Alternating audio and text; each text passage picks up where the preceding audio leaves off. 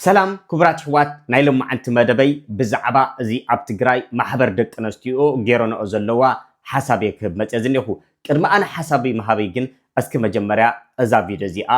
ንስማዓያ ሊድያ ዘውዱ ፍረወይኒ ሉዋብ ሃበን ኪሮስ ሜሮን ማህሌት አልማዝ ክብራ ቅሳነት ሂዋን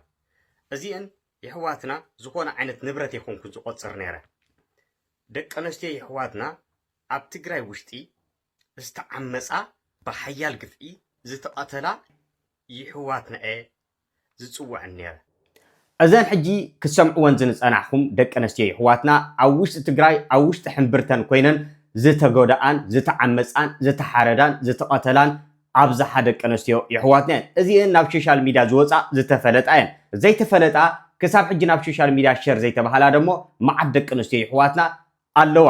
እዚአን ክጉዳኣ ከለዋ እዚአን ክሕረዳ ከለዋ እዚአን ክዕመጻ ከለዋ ክሳብ ሕጂ ማሕበር ደቂ ኣንስትዮ ተጋሩ ኣበይ ነርክን እንታይ ኮንክን ኣብ 9 ሰዓት ከምዚ ኢልክን ሰላማዊ ሰልፊ ዘይወጻኽን ሞት ዶ ይዓቢን ዓመጽ ዶ ይዓቢን መቕተልቲ ዶ ይዓቢን እንታይ ኮንክንኽን ዋላታ መግለጺ ክትባ ዘይከኣልክን ግን ክሳብ ሕጂ ከምዚ ጌርክን ሰላማዊ ሰልፊ ግን ክትወጻ ኣይረኣናን ክሳብ ተዓሚጸን ክሳብ ተቐቲለን ተደብርየን ተሓሪደን ግን ምንም ናይ ማሕበር ደቂ ኣንስትዮ ድምጺ ክትኮና ኣይረኣናን ሓደ ዓይነት ኣካይዳ ይኩሉ ዘለዎ ማሕበር ደቂ ኣንስትዮ ማለት ንኩለን ደቂ ኣንስትዮ ዝውክል ማለት እዩ ግን እዘን ኩለን ክድፈራ ከለዋ ክትወጻ ኣይረኣናን እስኪ ሕጂ ደሞ ንቐጽል ናብ ካልእ ደቂ ኣንስትዮ ኣሕዋትና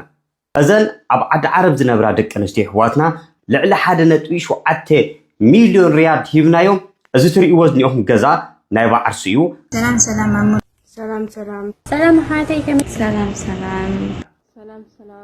سلام سلام سلام سلام سلام سلام ከምዚ ክሰምዕዎን ዝጸናሕኩም እዘን ኣሕዋትና እዚአን ደሞ ካብ ዓደን ተሰዲደን ኣብ ዓዲ ጓና ዝነብራ ዘለዋ ግን ከኣን ብሕዋተን ዝተበደላ ደቂ ኣንስትዮ ኣሕዋትና እየን ክሰምዕዎን ዝጸናሕኩም ክንደይ ሚልዮን ዝተበልዐ እዚአን ንኣብነት የምጨልኩም ዝኒኦኹም በሪ ልዕሊ 500 ዝኣኽላ ደቂ ኣንስትዮ ኣብ ግሩብ ኣለዋ ክሳብ ሕጂ ማንም ሰብ ቆላሕ ዘይበለን ክሳብ ሕጂ ድምፂ ዘይኮነን እዘን ዝበኽያን ዝነብዓን ዝሰቃያን ዘለዋ ግን ደቂ ኣንስትዮ እየን ስለዚ ማሕበር ደቂ ኣንስትዮ ነዚ ነገር እዚ ኣጻሪክን ከመይቱ ጉዳይ ልክን ንዕአን ረኺብክን እንታይ ኮንክን ክሳብ ሕጂ ንዕአን ሰሚዕኽን ረኺብክን ተሓቀ ጻሪክን ድምፂ ክትኮና ዘይከኣልክን እንታይ ኮንክን ክሳብ ሕጂ ሰላማዊ ሰልፊ እዘን ደቂ ኣንስትዮ እዚአን ዝኣኽላ ልዕሊ 500 ዝኣኽላ ደቂ ኣንስትዮ ኣብ ግሩብ ኣትየን ድምፅኹና በጃኹም ንብደል ኣለና ንጉዳእ ኣለና እንዳበላ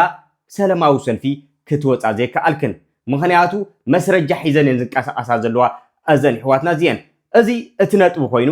ግን ሕጂ ንርኢ ዘለና ግን መሰረት ሓድሽ ኣብ ናይ ዓለም ሽልማት ምስ ቀረበት ግን እዚ ናይ ዓለም ሽልማት ኣይግባእን ክትብላ ዘለኽን ኣብ መሰረት ሓድሽ ሰላማዊ ሰልፊ ክትወፃ ድምፅኽን ከተስማዓይና ንርኢ ንሰምዕን ዘለና ስለምንታይ ድምፅኽና ስሚዕክን ስለምንታይ ኣኽን ሰላማዊ ሰልፊ ወፂኽን ንስኽን ክትፈልጣ ግን ንሕና ከም ተዓዘብቲ ደሞ መሰረት ሓድሽ ከም ሰብ ኣጥፊኣ ክትከውን ትኽእል ዘየጥፈአት ክትከውን ትኽእል እዚ ሕጊ እዩ ክሕዛዝ ዝኽእል ሕጊ እዩ ከረጋግፆ ዝኽእል ብመስረጃ እውን እንድሕር ተጥፊኣ ክትቅፃዕ እንድሕር ተዘይጥፊኣ ድሞ ሽልማት ዝግባኣ ሓፍትና እዩ ግን ክሳብ ክንዲዚ ኣብ ናይ ዓለም መድረክ ሽልማት ስለ ዝወሰደት ሰላማዊ ሰልፊ ዘውፅእ ኣይነበሮን እንተነይሩ እውን ናብ ዓዳ ስለትምለስ ብሕጊ ክትቅፅዖ ዝግባእ ነገር መንገዲ ተልዩ ትቕፃዕ ክትድነቆ ዝግባእ ነገር ተልዩ ደሞ ክድነቕ እዩ ዘለዋ ክሳብ ክንዲዚ ግን ኣብ ናይ መሰረት ሓድሽ ሰላማዊ ሰልፊ ማሕበር ደቂ ኣንስትዮ ምውፃኽን ግን ተዓዛዝብ እዩ ምክንያቱ እዞም ኩለን ዝተዓመፃ ደቂ ኣንስትዮ ንሰን ደቂ ኣንስትዮ ይኮና እንዴን ንሰን ኣይተዓመፃ እንዴን ንሰን ኣይተጎዳኣ እንዴን ንሰን ኣይተቐተላ እንዴን ንሰን ኣይተሓረዳ እንዴን እዘን ኣብ ውሽጢ ዓዲ ዝሕረዳን ዝቐተላን ዘለዋን ሰባት ዘይኮናንን فتحي أبي عدا فتحን ርትዕን መጽወይትን ደቂ ኣንስትዮ ትግራይ ጉዳይ ደቂ ኣንስትዮ ዘሎ ይመስለና ፍትሒ ንደቂ ኣንስትዮ ትግራይ فتحي ኣብ ትግራይ ንዝጭወያ ዘለዋ ኣሕዋትና ደቂ ኣንስትዮ ይኮና እንዴን እዚ ማሕበር ደቂ ኣንስትዮ ንዕአን ኣይውክልን ድዩ እዚ ኩሉ ፍትሒ ኢሉ እንዳጠየቀ ከሎ ሰላማዊ ሰልፊ እንዳወፀ ከሎ ማሕበር ደቂ ኣንስትዮ ምንም ዓይነት መግለፂ ምንም ዓይነት ሰላማዊ ሰልፊ ኣብ 9 ሰዓት ኣይገበርክንን እዚ ከም ኣብነት ፍትሒ ዝብሉ ሰባት ኣምጥየ ዝኒኦኹ ስለ ሰዓት ስለ ዘይኣኽለ ነበር ብዙሓት ትግራዋይ ኣብ 9 ሰዓት ፍትሒ ኢሉ ይጥየቕ ነይሩ ኣብይ ነርክን ዳ ማሕበር ደቂ ኣንስትዮ እንታይ ኮንክን ኣጥቂትክን ነርክን እንታይ ኮንክን ዝኾነ ዓይነት መግለጽ ክትባ ዘይከኣልክን እንታ ኾንክን ከምዚ ጌርክን ናትን ፎቶ ሒዝክን ሰላማዊ ሰልፊ ክትወፃ ዘይከኣልክን ሰብኣውነት ኮ እዚ ወላ ሓንቲ ክሳ ኣይኮነን ስለምንታይ ዳ ሕጂ ኣብ ናይ መሰረት ሓድሽ ወፂክን ንምንታይ ብሓንቲ ዓይኒ ክረአ ዘይክእል ዘሎ ኣብ ውሽጢ ትግራይ ሰብ እዩ ማንም ሰብ ካብ ማንም ሰብ ዝበለፅ ኣይኮነን ኣብ ናይ መሰረት ሓድሽ ተፀቂጡ ዋዕዋዕ ዝበሃል ዘሎ ሶሻል ሚድያ ግን እዘን ደቂ ኣንስትዮ እዚአን ይዕመፃ ይነበራ እንዴን ይቀተላ ይነበራ እንዴን ክሳብ ሕጂ ደቂ ኣንስትዮ ኣሕዋትና ኣብ ውሽጢ ትግራይ ይዕመፃ ኣለዋ እንዴን ይቀተላ ኣለዋ እንዴን ኣለዋ እምበሪ ክሳብ ሕጂ ኣብ ዓዲ ዓረብ ዝነብራ ዘለዋ ደቂ ኣንስትዮ ኣሕዋትና ይቀተላ ይዕመፃ ገንዘበን ይብልዓ የለዋ እንዴን ይጉዳኣ ኣለዋ እንዴን ስለዚ ንምንታይ እዩ ማሕበር ደቂ ኣንስትዮ ዝብል ሽም ሒዝክን ነቲ ማሕበር ደቂ ኣንስትዮ ክውክል ዘይክእል ትገብራ ዘለከን እዚ ብዓይነይ ዝሪኦ ዘለኹ ነገር ማንም ሰብ ከረድአኒ ኣይክእልን እዩ ምክንያቱ ኣብ ሶሻል ሚድያ ስለ ዘለኹ ክንዲዚ ዝኣኽላ ልዕሊ 500 ዝኣኽላ ደቂ ኣንስትዮ ተበዲለን በዳሊአን ብመስረጃ ብዶክሜንት እንዳቀረባ ከለዋ እንታይ ኮንክን ቁልሕ ኢልክን እንታይ ኮንክንክን እንታይ እዩ ኣጋጢምክን እንታይ እዩ ቁስልክን እንታይ እዩ ንሕና ማሕበር ደቂ ኣንስትዮ ስለ ዝኾናት ክንሕግዘክን ንገራና ዘይበልክና ብጣዕሚ ዘሕፍር እዩ መሰረት ሓድሽ ግን በቲ ዝገበረቶ ነገር ሽልማት ቀሪብዋ ኣሎ ዝኾነ ዓይነት ጉለት እንተጋጢማ ደሞ ሕጊ ናይ ትግራይ ሎ ሕጊ ክሓታ ዝክእል ክሳብ ክንዲዚ ኣብ መድረክ ዓለም ስለ ዝተሸለመት ግን እቲ ናይ መድረክ ዓለም ኣይግባኣኒ ማለት ግን ብእውነት ይብለኩም ኣለኹ ሸም እዩ ኣነ ንዓይ ብወገነይ ማለት እዩ ብገበና ግን ኣይትተሓተተ ይኮንኩን ዝብል ዘለኹ ብጉለታ ግን ኣይትከሰስ ይኮንኩን ዝብል ዘለኹ ክትክሰስ ኣለዋ ጉለት ተልይዋ ክትተሓዝ ዘለዋ ጉለት ተልይዋ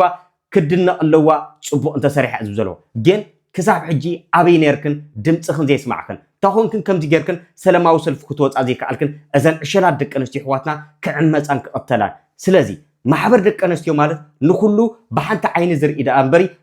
ንገሊአን ሰላማዊ ሰልፊ ዝውፀለን ንገሊአን ዘይውፀለን ግን እዚ ብጣዕሚ ንዓኽን እውን ፅቡቅ ኣይኮነን ነቲ ተዓዛባይ እውን ዝዕዘብ ዘሎ ኣብ ገገፁ ኮይኑ ፅቡቅ ኣይኮነን ዝብል መልእክቲ እየ ክሕልፍ መፅአ ዝኒኹ ከምኡ እውን ሓደ ነገር ብጣዕሚ ዝገረመኒ ካብዚ ቪድዮ እዚ ምስ ረኣኹ ለካ ኣብ ትግራይ ብዙሓት ዩቲዩበራት ኣለዉ ብዙሓት ቲክቶከራት ኣለዉ ብዙሓት ፌስቡክ ዝሰርሑ ኣለዉ ንፉዕ ህዝቢ ዝረድኡ ኣለዉ ብዙሓት ኣሕዋትና ኣለዉ ንምንታይ ክሳብ ሕጂ ከምዚ ናይ ዓዲ ኣምሓራ ኣብ ዓመት ሽልማት ዘይዳለወሎም ዝብል ሓሳብ ይቐርብ ነይረ ለካ ዓርሲ ብዓርስና ንኸይንዓቢ ንተዓናቐፍ ዘለና ብዓርስና ኢና ሓደ ትግራዋይ ሽልማት ንከይርክብ ንገብሮ ዘለና ዓርሲ ብዓርስና ኢና ሓደ ትግራዋይ በቲ ዝገበሮ ክድነቕን በቲ ዝገበሮ ኣብ ዝለዓለ ደረጃ በፂሑ ዝኾነ ነገር ንኸይግበረሉ ንሕና ኢና ዓጪና ዝኒና በዚ ሕጂ ዝረኣኽዎ መድረክ ማለት እዩ ኪዱ ኣብየትም ዓለማት ኣብ ተፈላለየ ዓዲ ኣምሓራ ከይተረፈውን ኪዱ ዓመት ዝሽለሙ ቲክቶከራት ኣለዉ ዓመት ዝሽለሙ ዩቲዩበራት ኣለዉ ዓመት ዝሽለሙ ፌስቡካት ኣለዉ ዓመት ዝሽለሙ ንህዝቢ ፅቡቕ ዝገብሩ ኣለዉ ፅቡቕ ዘይገብሩ የለውን ማለት ግን ኣይኮነን ኣብ ትግራይ መዓት ፅቡቕ ዝገብሩ ኣለዉ ሓንቲ ነገር ትገርመኒ ነገር ኣላ ኣብ ትግራይ ዘለዉ ቲክቶከራት ይሰርቁ እዮም ኣብ ትግራይ ዘለዉ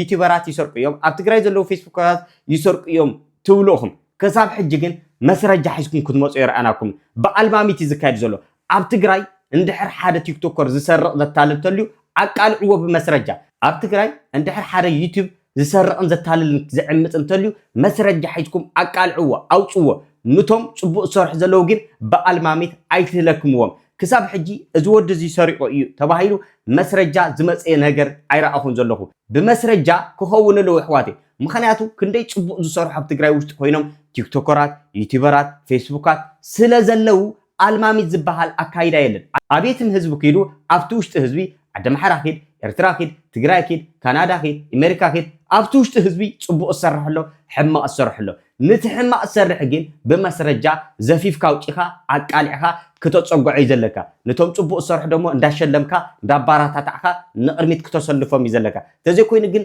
ንሪኦ ዘለና ክሳብ ሕጂ ትግራዋይ ንኸይሓልፈሉ ትግራዋይ ዓንዲ ኮይኑ ጠጠው ክብለሉ የብሉን ባህላ እየ ትግራዋይ ንክሓልፈሉ ትግራዋይ ኣብ ጎኑ ኮይኑ ጠጠው ኢሉ ክስለፍ ኣለዎ ዝብል እምነት ስለ ዘለኒ ስለዚ ሕዋቲ እዚ ሕጂ ዝካየድ ዘሎ ነገራት እንድሕር መሰረት እንተጥፊኣ እውን ዝኾነ ዓይነት ጉለት እንተልይዋ እውን ብመሰረት ሕጊ ክትሕተት ኣለዋ እምበር ስለዚ ሕዋቲ ማሕበር ደቂ ኣንስትዮ ማለት ንኩሉ ብሓንቲ ዓይኒ ወኪሉ ዝኸይድ እምበሪ ንውልቀ ሰላማዊ ሰልፊ ዝውፀሉ ንብዙሓት ደሞ ሰላማዊ ሰልፊ ዘይውፀሉ ፀጥ ዝበሃለሉ መግለፂ ዘይወሃበሉ መድረክ ግን እዚ ትክክለኛ መድረክ ኮይኑ ኣይረኸብክዎን ኣይረኣኽዎን ስለዚ በጃኽን ንኩሉ ብማዕረ ድምፂ ኹና ኣይትናተይ ናይ መጨረሻ መልእክተይ ላይክ ሸር እንዳገበርኩም ንተባራታትዑኒ ንተብፅሕዎ ናብ እዝኒ ሰማዕ እውን ብጣዕሚ ብልቤ ዘመስግን ብዝተረፈ ብዘለኹም በሰላምታኹም ብዝሕበለይ ብጣዕሚ ዝፈተኩም ለብሰማይ ቻው